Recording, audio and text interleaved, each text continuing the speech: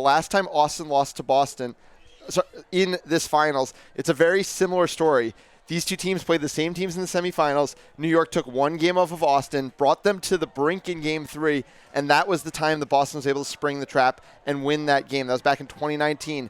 Austin got its revenge with one of the strongest rosters I think we've ever seen in this sport in 2021.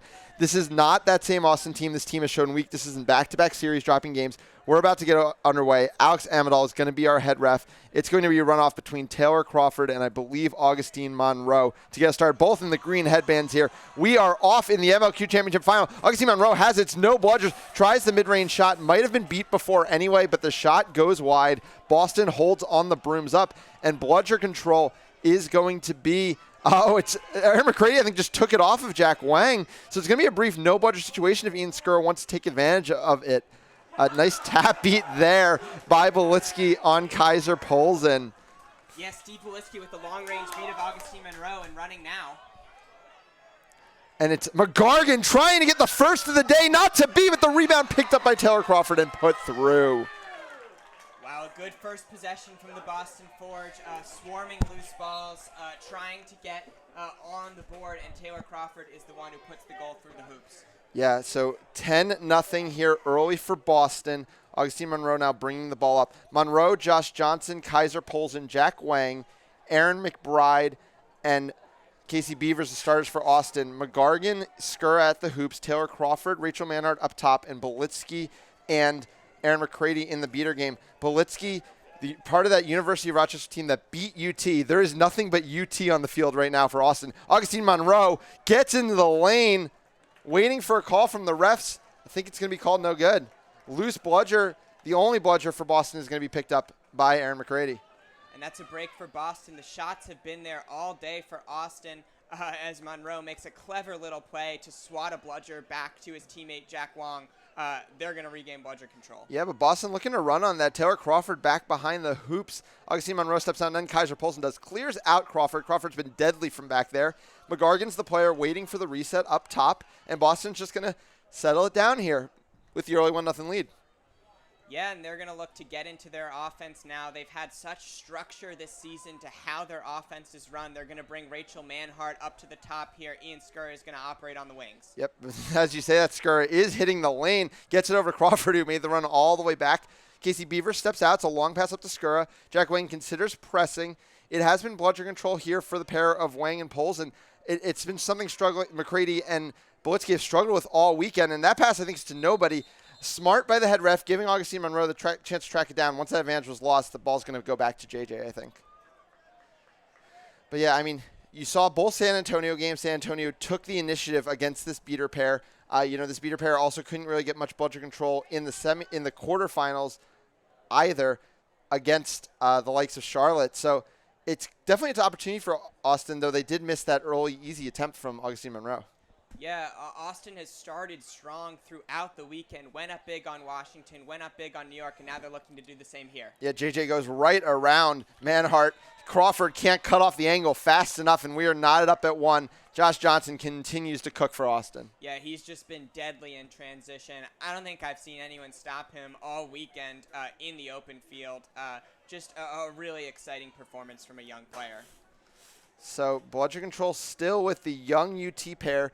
They are plenty familiar with championships, having just won one with their college back in April. Polzin steps out hard. Both of them also members of the USNT Developmental Academy. Manhart goes across to McGargan, but it's a high press out of Wang. Ball's loose, and it's going to be Augustine Monroe who comes up with it. Monroe now looking to break. No bludgers back. Goes across to Johnson. As we said, nobody really stopping Johnson in the break, and Ian Skurr is not up to the task. Johnson puts it over him, and it's 2-1 Austin. Yeah, the physicality on defense not there for Boston early. Let's see if head coach Tom DeMuth makes some substitutions because it's just been too easy for Josh Johnson running through the heart of the Boston defense. Yeah, and Jack Wang is really doing whatever he wants on this pitch. Just looks a little bit like that USQ final. A rocket from Taylor Crawford, handled and finished by Andrew Steinberg. What an incredible pass. Whoa, and a hopeful pass that Steinberg converted. Crawford pumped up, goes to the bench. Certainly not high percentage, but they made it work. We've mentioned all the players who have had to step up with those players retiring from this Forge program. Andrew Steinberg has been huge this weekend. JJ, though, not going to be stopped. Uses a nice little screen there from Aaron McBride on that near hoop. Hat trick for JJ, 3-2 already, Austin. Yeah, and it's par for the course in how he's played this weekend, but just such a special performance that we are watching before our eyes right now. And speaking of special performances, Max Havlin and Lewis Shu have been untouchable this entire tournament so far. They come onto the pitch to try to stop the dominance of that Wang and Polzin combo. Greenhouse also in the game, really been the settling down player in this Quaffle offense for Boston. Wang steps out to him. Oh, and it's a ill-advised pass. Augustine Monroe gets it. Lewis Shu beats him, but unfortunately he's still in the keeper zone. So now Augustine Monroe looking to go end-to-end. Ryan Fenning can't get his feet under him. Augustine Monroe scores again, 4-2 Austin. Yeah, Monroe jukes Fenning out of his shoes, and they're going to go back to Harry Greenhouse now. You're exactly right. Greenhouse has been the player who's provided stability, who's provided goals when Boston has needed them. Scored 4 and assisted 1 in Snitch on Pitch in the clinching Game 2 against San Antonio in the semifinals. Yeah, and you know, New York and Austin are just known for playing that very clinical style, and we saw a lot of that in the semifinals. That's not what Boston's going to play, and so far I think those mistakes have hurt Boston. As Greenhouse tries a shot that doesn't even get anywhere near the hoops, JJ's easily going to settle down upon the loose ball. It's another stop. Yeah, and the Austin defense has been tough to break down. New York struggled to find answers throughout their series just because of how good Austin is playing around the hoops, getting their hands up, making hits. It's been exciting to watch. Sammy Garza, another spark plug in this Austin offense, now has the ball. Gets it over to Aryan Gadasi, and then back to Garza. They're just playing catch on the far side as the beaters try to get rid of Max Havlin's one bludger that sits right under the hoop. Jack Wang has come all the way behind him. Gadasi gets it again. Greenhouse standing in front. Greenhouse has been probably the best point defender for Boston. It's a no bludger situation, though, and it's just not enough physicality there out of Boston. Allows Garza to pick out Missy Gadasi, and it's another goal. It's a 3-goal lead here for Austin. Yeah, Havlin takes the exchange with Wang behind the hoops, thinking maybe he could generate a press opportunity with Austin out of position, but Austin scores on the play and makes Boston pay for the risk. Havlin and Shu, though, do importantly get bludger control off that. If they can hold it and make something out of it, it might be worth the goal. Fenning gets all the way back behind the hoops, tries a shot. This one does get through. Finally, Boston back on the board, 5-3. Yeah, Boston with bludger control in the half court is a different animal. So efficient. And Max Havlin is absolutely working the beating game right now. Meanwhile, big tackle from Fenning on Garza. It's what Boston needed. Now they're looking to run in transition. The injury, I think, is going to slow things down, though. Yeah, it's Sammy Garza walking towards his bench. Refs also discussing what happened on the play. Yeah, as we wait for that injury to be settled out, you know, this has always been very much a UT program, this Austin program, but the little sprinkles of A&M have always made a big difference. You think back to Sam Hamowitz and all the things he has done with this program. Sammy Garza is that one sprinkle from A&M this year, and he's made a huge difference for this team. Yeah, you think back to Molly Lensing back in the day for the Austin first couple championships. You're absolutely right. They need all the talent that the state of Texas provides. Yeah, for sure. Because it's going to be a grind because we've seen Boston get down before. We've seen them fight back. We've seen them make great adjustments throughout the season. I think both in their New York and their Washington series, both series went 1-1 into Game 3. They came out the way better team in Game 3, and it's, I think, a credit to their coaching staff. Of course, head coach Tom DeMuth on top of that. But, yeah, it's going to be Boston ball. It was just an injury timeout. Harry Greenhouse looking to go down behind Luluju. Gadasi gets beaten out, and it's just too easy for Harry Greenhouse. 5-4, Boston back into it. Yeah, Austin settling into the hoop defense that they've been playing so successfully, but no one stepped up to make the hit on Greenhouse, and he's going to score every time there. Yeah, and, you know, with Monroe and with Johnson out of the game, we need to see where the goals are going to come from now. Austin, their first game against New York was kind of pretty insular, but then they really spread the love around in terms of goals the rest of the way. As Gadasi, though, is going to be pressed by Havlin, gets the ball back to Garza. Steinberg steps out, pass up top to Andrews. Andrews just going to settle down as Kaiser Polson now back in the game. Tries to take an exchange with Shu, but loses it. Ball goes back to Garza. Max Havlin is closing. Shot is knocked down, and a big tackle by Ryan Fenning. Yeah, that's huge to have the physicality around the hoops that Ryan Fenning brings. He's been such a key addition for Boston as they've transitioned generations over the past 2 years. Yeah, of course, we mentioned Steve Beliski in his college career got the win over UT in the college championship.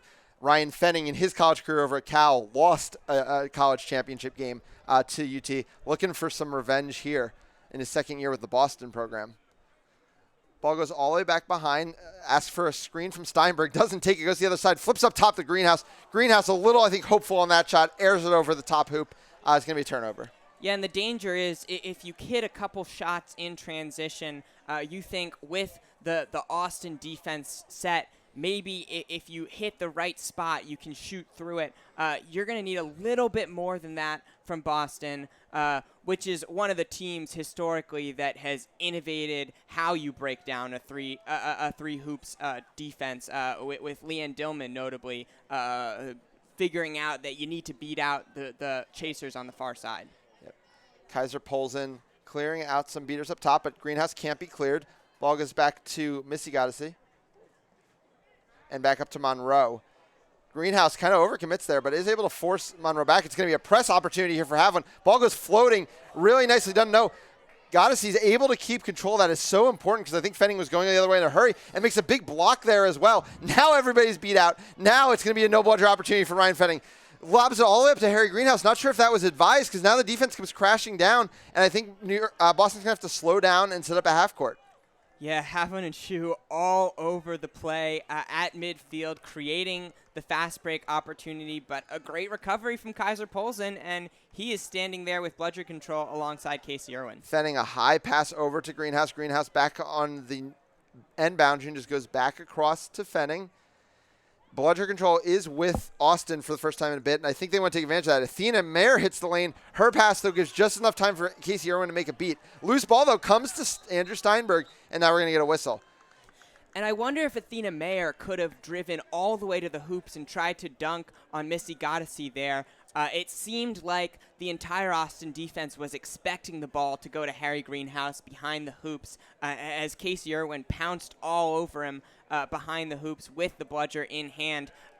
Boston has to try some things that they haven't tried yet. 5-4 the score here in a series that I'm sure is going to be probably pretty close end to end. And, of course, something we haven't really talked about yet that we've touched on plenty on this weekend is Boston's woes in the Seeker game. That said, Austin hasn't caught very many snitches this weekend either. Yeah, although I think you would certainly give the advantage to Austin in the Seeker game with Josh Andrews. Rare that you could hold off Andrews for more than a couple games. Shutout in the in the semifinals. Yeah, so Austin was given bludger control based on the inbounds on the near side. Max Havlin tries a desperate plea, but isn't able to get it, and we do see some subs coming out as well in the bludger game. Kaiser Polson back in alongside Casey Beavers. Beavers now played both positions, chaser and beater, for Austin already in this game. Monroe back behind to Josh Andrews. Goddessy has it on the far side. Athena Mayer makes a wrap, goes back up to Monroe. Monroe back to Andrews. Andrews gets Andrew Steinberg in the air way too easily and then puts it through the top hoop. Yeah, a little overeager from Steinberg, looking to make an impact in his first MLQ championship, trying to get up there and contest the shot. But well played from Josh Andrews to use the pump fake and to move with his body towards the hoop to position himself for the goal. Ian Skura back onto the field, recently named 2022 East Division MVP. Also Team USA call-up this summer, been a big call-up for the Middlebury grad. Skura is considering his options, but the defense is set and with bludger control. Goddessy is tapped off the near hoop, Missy Goddessy to be specific, but the shot is just wide. Pierre Lawrence picks it up. Pierre Lawrence is considering a drive opportunity. I apologize. Skura did get the ball back there.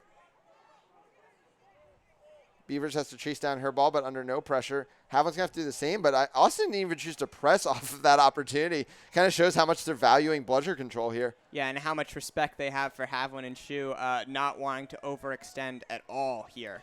That said, this is the first Haviland and Shu shift where Boston didn't take a significant turn in the score line, and I think that's absolutely huge for Austin here. That's absolutely right. Skura still patiently probing, hasn't gotten a stall warning yet from head ref Alex Amidal. Poland now has it up top. Skura asks for it back. I think that was the warning, though I'm not sure. Skura is in the lane, then backs off again. Haviland does take a beat on Polzin. It's going to be Beavers who makes a nice beat on Labuddy, who holds that one too long, and it's another turnover for Boston. Yeah, Labuddy, such a key part of what Boston was doing earlier in the season, has yet to get going behind the hoops here at MLQ Championship. Meanwhile, Haviland strips Polzin and then dodges a beat from Beavers, and then just for fun beats Josh Andrews out of the play on his way back. Serena, yeah. It's been a special weekend for Max Haviland, like you said. Just exceptional play. Oh, and Casey Beavers has no answer for Haviland. Haviland even trying to block the pass of Augie Monroe. He has Serena Montero alongside him, but they get overextended. Serena Montero is forced out of position by Kaiser Polzin, and Josh Andrews catches the alley-oop, and suddenly it's a 3-goal lead for Austin. Yeah, just a couple times where Max Haviland has been trying to play aggressive and lost track of the quaffle on the back end. Ian Skura, a much-needed momentum settler there for Boston, goes through the top hoop, 7-5. Yeah, speaking of lost track of the quaffle, Ian Skura got it down the pitch before I saw what was happening. Well played from the Middlebury grad. So the Haviland shoe shift is over. Collier and Serena Montero now in the game. JJ back in the game with Quaffle and then gets it over to Sammy Garza. Austin's line's a little bit limited by injury at this point. Obviously, they've played a really long weekend of games. It's game number 7 compared to game number 5 for Boston. But once JJ is back in the game, you need to be ready for that mid-range shot. Boston caught sleeping once again. It's JJ's fourth. They lead it 8-5. Yeah, he's been automatic from that distance this weekend, and that shot wasn't even off the top of the hoop. A little too easy from Josh Johnson, I think. Boston has to know what he's trying to do. Yeah, I mean, Josh Johnson has already made it look easy against Team USA this season, so I don't think anything is going to be much of an intimidation for him. Good point. Crystal Buddy has the ball back behind, goes back up top to Peter Lawrence, who swings around to Poland. Back to Skura. 3-goal lead here for Austin. Kieran Collier comes all the way around the back of the defensive zone. It is bludger control still for Boston. Pass to Labuddy. Labuddy has some space, holding on to the ball too long again, and Taylor Tracy makes the beat. Yeah, Labuddy has to know that especially against Austin, the beats are coming behind the hoops. They love to send their beaters flying out to prevent that look, especially when they're playing a hoop defense. Yep. Come down the field now with the ball is Sammy Garza. Josh Johnson to his right. Casey Irwin in the beater game alongside Taylor Tracy. It has been bludger control for Collier and Montero, but really, Boston hasn't been able to take advantage, and Montero loses an exchange with Taylor Tracy there. That is going to allow for JJ to hit the lane again. This time he finds Arian Goddessy, but a big stop by Peter Lawrence really needed there for Boston. Yeah, you could say that again. Lawrence coming up from the New York program, first year with Boston, a big physical presence around the hoops. Skura slowing down and does allow Kieran Collier to clear Garza for him. But again, bludger control now back with the pair of Tracy and Irwin. Irwin recently named South Division MVP after her transition from chaser to beater, where she's absolutely excelled, as she has in everything she's ever done in Quidditch. Skura over to Lawrence. Lawrence, considering the drive, just pops it back to Skura. All the way back to Lawrence. 5 different goal scorers here for Boston. Nobody really stepping up in a big way. Skura even only has the one.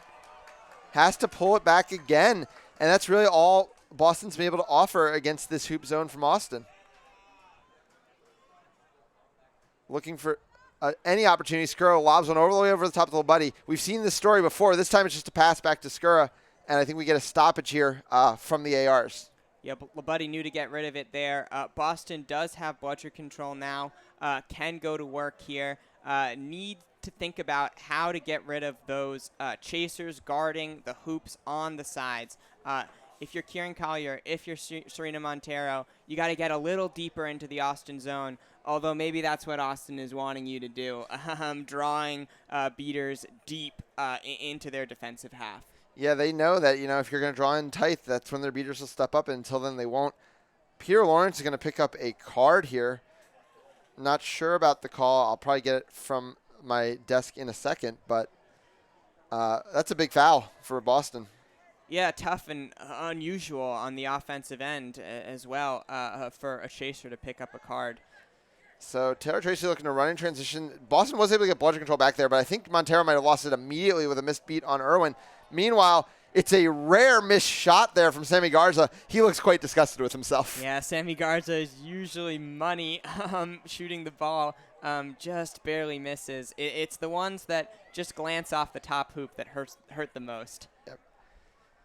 Serena Montero is able to get bludgeon control back there after her errant play on the one before. So now what can Boston do? Harry Greenhouse, who, like we said, has been their most consistent offensive player, does check back into the game along with Skur. They haven't played together a ton this weekend. Kind of shows the urgency that Boston's feeling here to get something going offensively. Skur does come down with that pass. Steps out high from Erin McBride, but she just falls right back into that hoop zone. Collier is going to run a 1.5 here. Gets through Casey Irwin, just falls off Taylor Tracy, though. Still at it, though. The Emerson grad finally just going to sink back to his ball. And that's kind of the frustration we've seen from Boston all day. Greenhouse is going to get the ball behind, going to work on McBride. Just pops it out to Poland, though. And it's in. Skur is already out of the play. Bludgers are flying. I think Boston might have lost bludger control here while on offense. Steinberg is just trying to get the ball out, and JJ's sitting right in his lane. Nobody's back. It's a one-on-one with Greenhouse, and Greenhouse just flails to the ground as JJ's dominance continues. Yeah, the Boston Beaters did just lose track of the Austin Quaffle game as they turned the ball over and lost bludger control. That's a difficult possession for the Forge, and they're going to sub Havlin and Shu back into the game. Yeah, as I mentioned in our semifinals broadcast, we asked Tom DeMuth when they might shave down from a full 21-player roster. It says when somebody challenged us enough for us to have to do it. Austin's clearly up to that task. Oh, Harry Greenhouse almost aired a bad pass. Garza is now out of position. Ian Skur goes near hoop. Does it go? No. Yeah, Austin is definitely challenging them. You're seeing best on best right now for both teams pretty much. Yeah, and JJ looking to run in transition again. Oh, it's a beautiful volleyball set from Erin McBride back to Sammy Garza, and he puts it in for free. And while she's only getting the assist, that was Erin McBride's goal. So smart, so creative, and these are players who are just playing so well together right now. The chemistry is just unlike anything I've seen in MLQ all season. Yeah, and you can just feel the air of discontent all the way around the arena as Boston just can't hang here right now. Skura goes over the top to Steinberg, back to Greenhouse, and now it's Skura again. But the only thing they've had is that mid-range Skura shot, which has fallen once, but has also missed at times. Jack Wang's just beating Quaffle players out of the play. He's going to get a chance to press.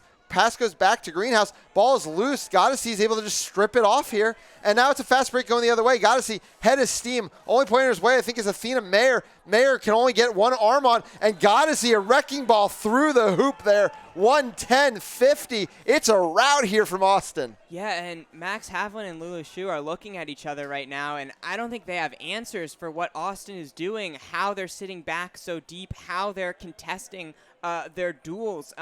This is difficult for Boston.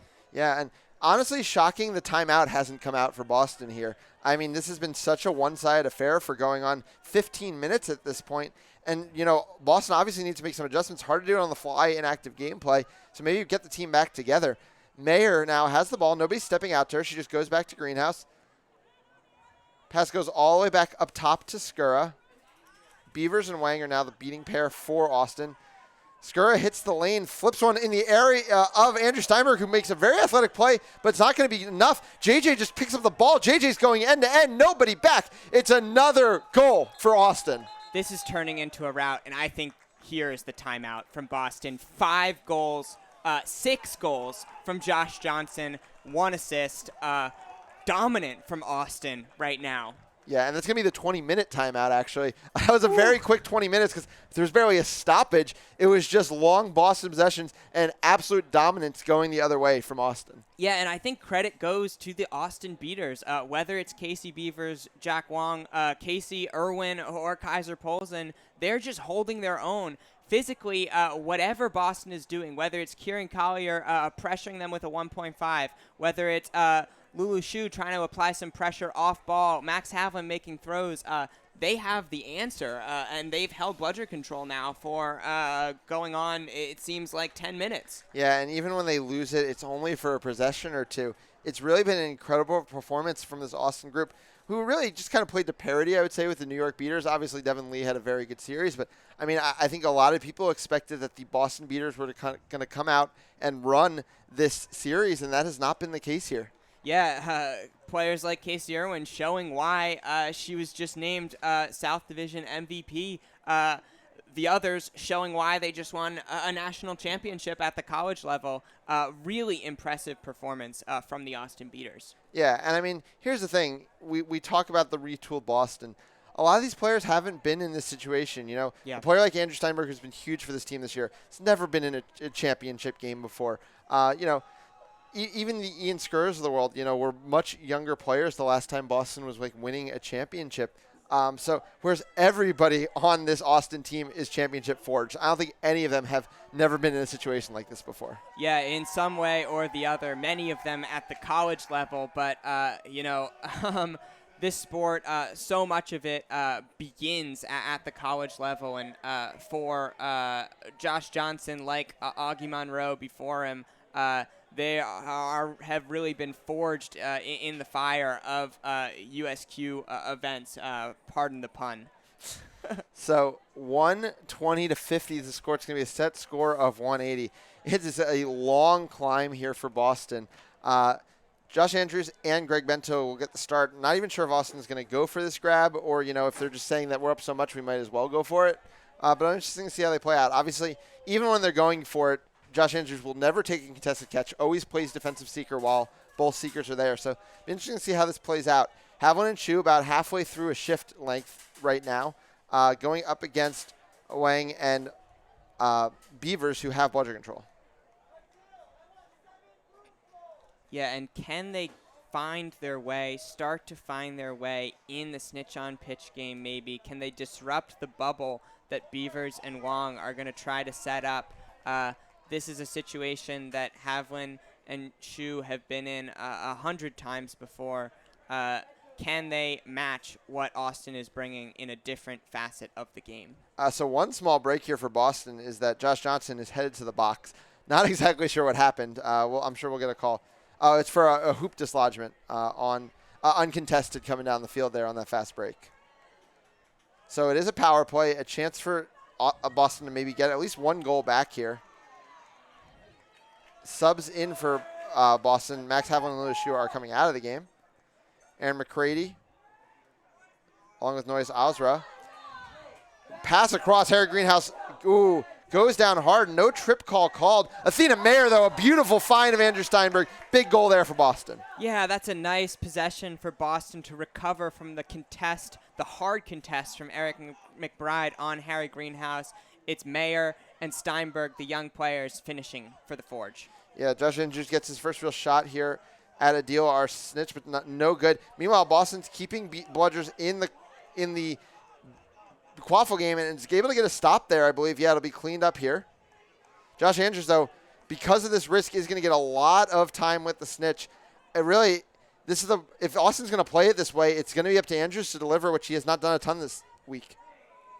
Skura has the ball back behind, no bludger situation. He's going to happily take that, and Boston's starting to get some goals, and we'll see how long Austin wants to play this game this way. Yeah, 2 goals from Boston. What's most important is they start to get some of their confidence back, because no matter what happens, there's a game 2 coming up. Yeah, reset used in a high press. Aaron McBride's able to keep it. There's no reset to be used. I think that's going to be a double reset, and Greenhouse is going to get another goal. Austin's going to have to change something because this game is suddenly wildly getting away from them. Yeah, not sure if Casey Beavers is going to have the bludger in position to make a play, but Greenhouse certainly will have a chance to block the bludger at the very least, and that would be a 30-0 run for the Forge since the snitch came out. Oh, they didn't let Beavers get back to her broom, but a huge hit from Josh Johnson to stop the goal. Wow, and that's what I didn't account for, the physicality that Josh Johnson brings on defense. Been doing it on the offensive end all day, showing that he can match his performance on defense. 120-70 is the score. As we mentioned, Austin happy to keep their bludgers in the seeker game right now. Josh Johnson looking to make a move on Athena Mayer. Ooh, Josh Johnson came up limp there for a second. Yeah, scary moment for the Outlaws. It's fine. He'll still hit a mid-range shot before even passing the ball. Yeah.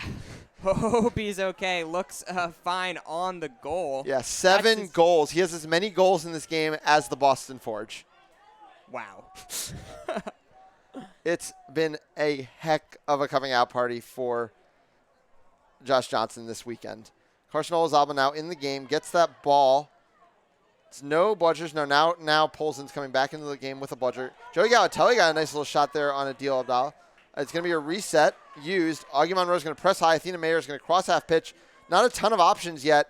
Going to get wrapped by Josh Johnson, and pass is picked off there by Erin McBride. Yeah, another great play by Erin McBride on defense. She is reading those passing lanes and jumping into them to make plays for her team on defense. Yeah.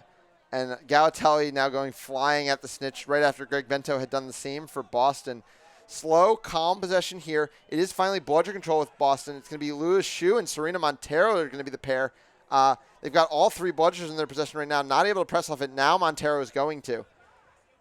Montero makes the beat on the seeker, gives Greg Bento a chance while still playing defense and while keeping control. Really well done by Montero. Greg Bento's going to get a free opportunity. Carson Olazaba looking to make a tackle on Augustine Monroe. Really nicely done by the young player there. And Serena Montero is able to clean up. That is going to be the reset used for Austin. Yeah, and Josh Johnson right there to support Monroe. They're playing so well together this weekend. Oh, Montero is just able to. No, it is finally going to be budget control to Austin, but meanwhile, it is the turnover that Boston was looking for. They're going to go the other way with it. Carson Olazaba looking to drive. One bludger back. Finds Steinberg. Oh, I think it might have bounced off the hoop, and Steinberg wasn't able to come down with it. He chases it down, though. Steinberg, with the extra 100% effort, gets it through. It's another goal for Boston. I think it's 3-0 since we got restarted. Oh, and the hoop, it says no to Sammy Garza for the second time today. Yeah, so tough for Garza. On the other end, Steinberg, you knew after bobbling the pass, he was going to be going pedal to the metal to get the goal. Yep. Another chance for Boston here. Ian Skur gets all the way into the lane. He's now racing Erin McBride for the ball, but Erin McBride gets down to it after blocking his shot. Hands in the air. Finally, a foul is going to be called. Maybe not. Yeah, we have a stoppage in play. We certainly have a discussion maybe about the contact from behind from Skura as he was chasing down McBride, going for the loose ball.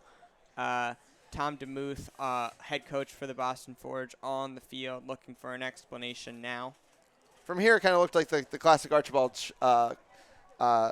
push. Just lower the shoulder a little bit. Just throw it into the person next to you. Nothing illegal about it. Looks like all that Ian Skur is going to get is a back to hoops. No other call on the play.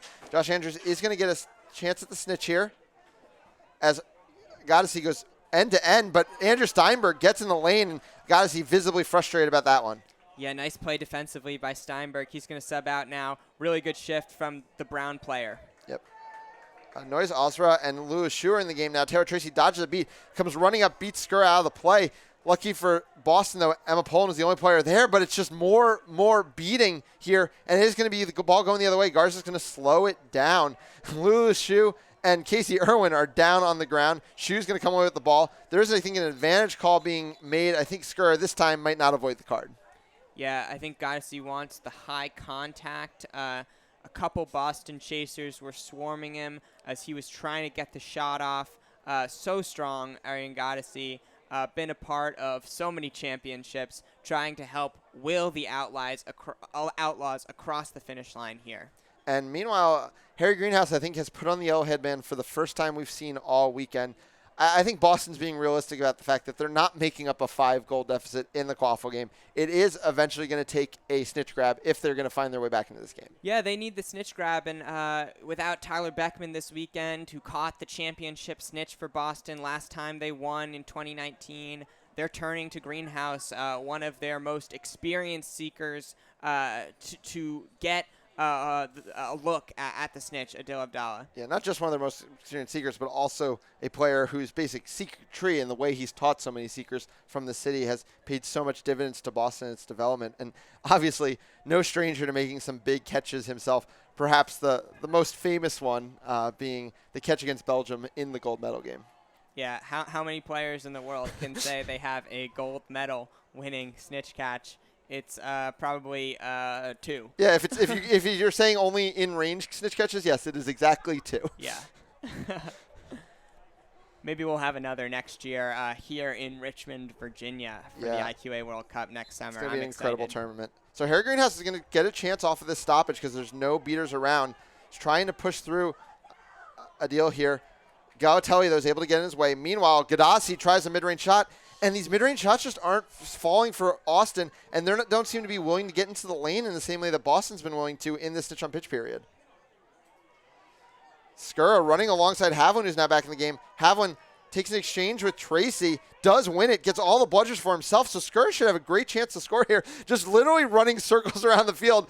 Emma Poland makes a screen, and Ian Skura two-hand through the top hoop. Lead is down to 4.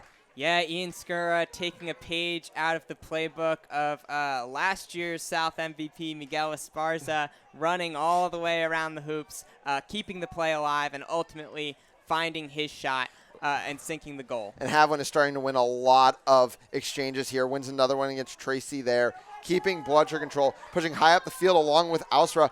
And it's a big beat there, going to force a turnover. Greg Bento got a shot there, not to be, but it's going to be Carson Olazaba going end-to-end. JJ shuts the door out of nowhere. Wow, so strong. A single arm reached out and absolutely stuffs Olazaba. JJ so strong on the defensive end. Fenning, though, very strong himself. This time, JJ doesn't have an answer. Either does Aaron McBride. Either does Sammy Garza. Either does Missy Goddessy. Goes through all 4 and puts it down. Yeah, and Fenning has narrowed the lead now to 30 points. Boston is back within striking distance now. A snitch catch would tie the game. And we get a stoppage as Greg Bento is actively going back and forth with Adil. This one felt all but over at about the 20-minute mark, and Boston has just out-angled this Austin team strategically in the snitch on pitch period. Yeah, I think it's been the ability of Max Havlin to float between the snitch game and the quaffle game. A couple times he's picked off an Austin chaser. They've made some stops in the quaffle game as well with tackles, but the beaters have really managed both games simultaneously very well, I think. 130, 100 the score. Set score is 180. So Austin, I don't even know if this is possible, scored 1 goal since we got into the past the 20-minute mark. Yeah, I think it was just the Josh Johnson goal right at the beginning. There was the missed shot from Garza, a couple other close chances, but only one goal. Max Havlin just distributing bludgers right now. Missy Goddessy didn't even understand why she got beat, but it was simply to put a bludger where Havlin wanted it. Josh Andrews is going to get a free opportunity here, though, as Max Havlin got a little out of position and does lose an exchange there. A new beater coming into the game, Cameron Ogilvie from the Texas State program. Haven't seen him yet in this final.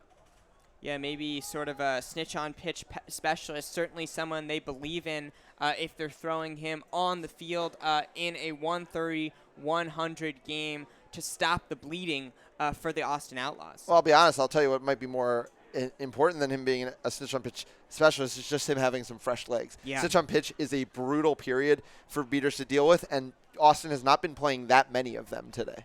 Yeah, that's true. They've been relying heavily on Jack Wong and Kaiser Polson alongside Casey Irwin, who's in the game, but no one's surprised about that. Irwin, a long-time player of long minutes for Austin and for UT back in the day as well. Emma Poland's going to pick up a card there. So there's going to be a power play opportunity for Austin, who, as we mentioned, has only scored 1 goal past 20 minutes in this game. Unofficially, I see 27-14 on our screen right now. So 1 goal in 7.25 minutes. Yeah, they're going to have a chance now. Yeah, JJ hits the lane. JJ too easy to Aaron McBride finishes. Yeah, Boston just lost track of McBride. Can't do that. But it's pick your poison because otherwise Josh Johnson would have sunk the shot. Correct. 7 goals, 2 assists for Johnson. Scored or assisted on 9 of the team's 14 goals. Taylor Crawford, now back in the game, hasn't been in much for a while. Havlin's just going to beat Josh Johnson out of the play. It's going to be very, very free from there for Taylor Crawford. Max Havlin, I'm not sure if he's interested in subbing out of this game anymore. Yeah, certainly looks very determined. Loses the exchange with Ogilvy there. Yeah, but Ausra, I think, is going to be able to help him keep bludger control. Oh, beautiful kickback there from Max Havlin to lose that exchange but keep the control. Yeah, just a masterclass in beating Snitch on pitch so far here. Yeah, and Havlin's now able to press on both the quaffle.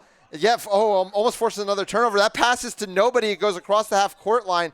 Again, Alex Amador smartly giving Taylor Crawford the chance to run it down. Once he couldn't, it's going to be called a turnover. So the closest Boston quaffle player is all the way back in his own side. It is Rachel Manhart. So not going to be a fast break opportunity. But basically, Max Havlin was the only Boston player aggressively up on the field and managed to single-handedly cause a turnover. Yeah, and that's why I think Boston has gotten back into the game. It's been Havlin floating between the snitch game and the quaffle game, creates another opportunity for his team here. So Taylor Crawford's actually going to be put back on Broom. Still not going to be a fast break opportunity, but will be able to play the offensive set without returning to his hoops. Only down 3 here from Boston. Fenning has the ball. Taylor Crawford's wide open behind the hoops. Nobody seems to want to move it down that way. Now Fenning does. What can Crawford do? Augie Monroe stepping out. There are bludgers now coming back into the play. It is bludger control with Austin. Long pass. JJ reads it like a book. JJ now looking to go in transition. 1 goal, 1 assist in this extra time period. Make that 2 goals, 1 assist. JJ can't miss. The teardrop floater from anywhere on the pitch. This is a legendary performance. And Taylor Crawford, this is his second absolutely ripped alley-oop pass. Ryan Fenning, the receiver of this one, it's 150-120. Yeah, Taylor Crawford just taking risks all over the pitch, but it's working for him. He's feeling it. Ryan Fenning with a stylish finish on the alley-oop. 3 more goals or a snitch grab needed for Austin. 6 points, whether it comes in 6 goals or a snitch grab and 3 goals needed for Boston. Big hit here in the beater game. It's Kaiser Polson. I believe Aaron McCready rolling around the ground as Steve Belitsky has the ball and is looking to press. Augustine Monroe goes all the way back behind, bounces a pass to Josh Johnson, who can't go out cleanly, and then Missy Goddessy misses the shot. Ryan Fenning's the first one there. Fakes a pickup, which I think might have worked to their advantage. No, everyone just cleared out by the Austin Beaters. Oh, and it's a huge play by Rachel Manhart. That was for sure going to be a goal if it reached Josh Johnson, but coming flying back in the play and knocking it down. Outstanding play by Emma Polson. The field awareness to know that her team had just turned the ball over and that she needed to get a hand up and make a play. Peter Lawrence continues to press here in the secret game. Nice pass lofted over to Crawford. Crawford, though, can't put it through. It's blocked by, I believe that was McBride, and the pass from Manhart was knocked down by Augustine Monroe. Might be a foul in the play, but they're going to let it play out for now as Augustine Monroe slows it down. Yeah, McCready back with the bludger, charging McBride now. No call on the play. Josh Andrews getting a lot of time here to potentially deliver the game-winning grab. McCready closing down hard on Monroe. Does get the ball over to Goddessy. Goddessy looking to get into the lane. Think that one is... No, that one's going to go wide. Big miss there as Greg Bento's now getting some time. A catch would tie it up here for Boston. Crawford to Fenning. Oh, good job drawing the beat, but then Crawford can't handle the pass. Yeah, right through his hands. The give and go was the right idea. As Bento works on the snitch, Polson is going to clear him out now. Galtelli back in for Josh Andrews. Gets cleared out by Max Havlin. It is bludger control with Austin. Bento continues to work here. Max Havlin gets rid of Goddessy. Even without bludger control, gets rid of McBride as well. Oh, and McBride accidentally handled it. I think kept Sammy Garza off of it, so Taylor Crawford's going to come up with the recovery. Havlin goes all the way back behind Polson, delivers a beat, then clears out Galtelli. Going to give Greg Bento an opportunity to make a grab. Athena Mayer patiently here. Going to hit the lane, though. Takes a beat from Kaiser Polson. Not sure she ever saw him. it's going to be Taylor Crawford getting beat out as well. But now Max Havlin is winning some beater exchanges. Sammy Garza is going the other way, but Max Havlin read it like a book the entire way and forces the turnover. This game is absolute chaos. Yeah, and with Lulu Shu back on the pitch, Boston has bludger control now. And finally, that chaos results in another goal. Ian Skura has pulled this game within 2, 150-130. Yeah, that's big. They started 50 points down, now only 20 points. Of course, a snitch catch for Austin would win the game, though. Galtelli getting some chances, going to defensive seek now. Yeah, I said we were in the next generation, and it's now about Josh Johnson versus Ian Skura. 8 for Josh Johnson, 4 for Skura here. Garza gets hit by Greenhouse, who's clearly not planning on coming back in the Seeker game. He moves the ball over to JJ. Back to Garza. Oh, Harry Green. Oh, Garza missed again. That's 3 from Garza in this game. The shot is just eluding him right now. Going cold at the absolute worst time is Sammy Garza. He's been making that shot all weekend. He's going to want those ones back. Well, and the worst part is, as much as I hate my colleague Noah Schwartz to be right, there was nobody in front of him. He could have just stuck his hand through that hoop. Yeah. Oh, Ian Skura, I'm not sure you ever saw that beat coming, and it's going to be cleaned up, and JJ's going the other way. Kieran Collier needs to recognize in a hurry if he's going to make a stop. Oh, Ian Skura gets across to the hoop and knocks it down. And Skura finally making a play at the hoop. So many teams have struggled to defend their hoops against the shooting of the Austin Outlaws, but Skura tracking over to the far side hoop and making the timely stop. Yeah, it's Skura, like I said, 4 goals. Steinberg has 3. Fenning has 3. It is that newer, younger influx of talent that's been behind so much of this comeback. Yes, the stabilizing forces of Harry Greenhouse and Taylor Crawford have also been so important, but you need your stars to shine. These young stars, as they've gotten into this game, maybe more importantly, as the beaters were forced out of their confines around the hoops by snitch on pitch play, really have changed this game. Yeah, that's exactly right. We've seen 2 different games here. One before the snitch came out with the Austin beaters just camped out on the middle hoop and Boston really struggling to find answers. And then second, after our snitch, Adil Abdallah has come in, and credit to him, lasted now by our unofficial clock 13 minutes and 25 seconds. Getting some water now, well-deserved. But we've seen a completely different game, and it has been much better suited to the Boston Forge. So I'm not out here looking to Monday morning quarterback by any means, but if you were doing this over again, I mean, if you're Austin, maybe just pretend the snitch doesn't exist and play the exact game you'd been playing the entire time that was running you away with this match. Yeah, I think it's definitely going to be something they talk about after this game because Boston's seeking game is not the fearsome rotation that it used to be. It's a seeking rotation that has not gotten many close opportunities this weekend, really all season. So Austin, I do wonder if they will just pull their beaters back to focus on the Quaffle game exclusively in Game 2.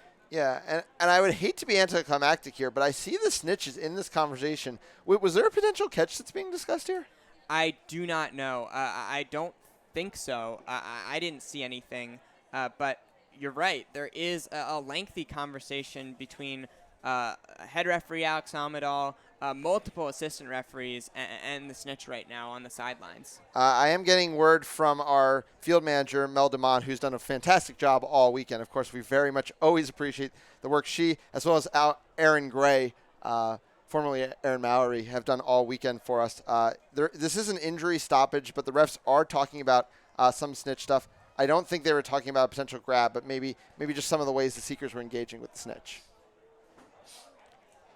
I think maybe we have some new snitch shorts too. Okay, yeah. Hey, we that's what it takes sometimes. Of course. So it's 150-130 here.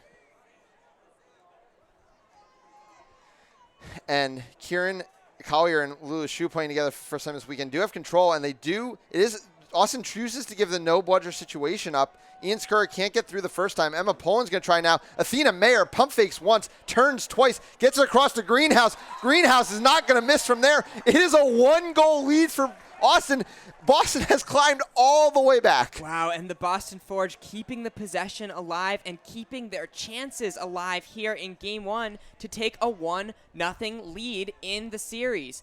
Boston moving the quaffle and finishing with Harry Greenhouse. Josh Andrews getting a lot of time, but has not been able to deliver the grab in this game because there's been no shortage of opportunities.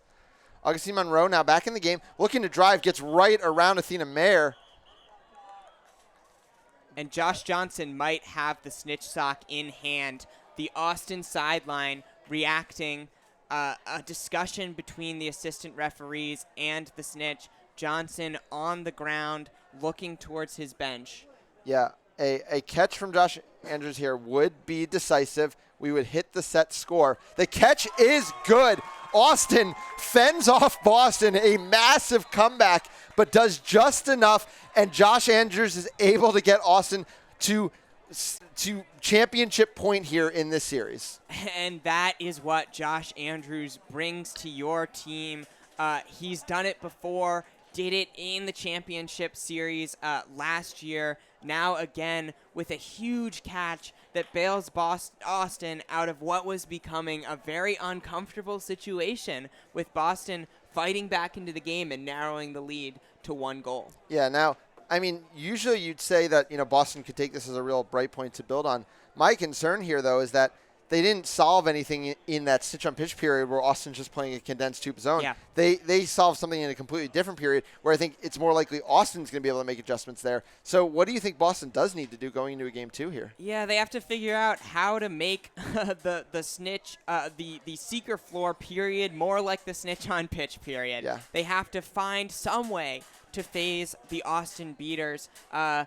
Whether it's the 1.5 wasn't working really for Collier and Monteiro. They tried it once, but maybe it's just coming in with a full head of steam and blowing up the beater pair with Havlin and Shu. One thing that would certainly calm nerves too is if they got bludger control off brooms up and just held it for a while. Yeah, something they have not been able to do in any game of this tournament so far. So we'll see what adjustments are in store. Boston's been good at that all season.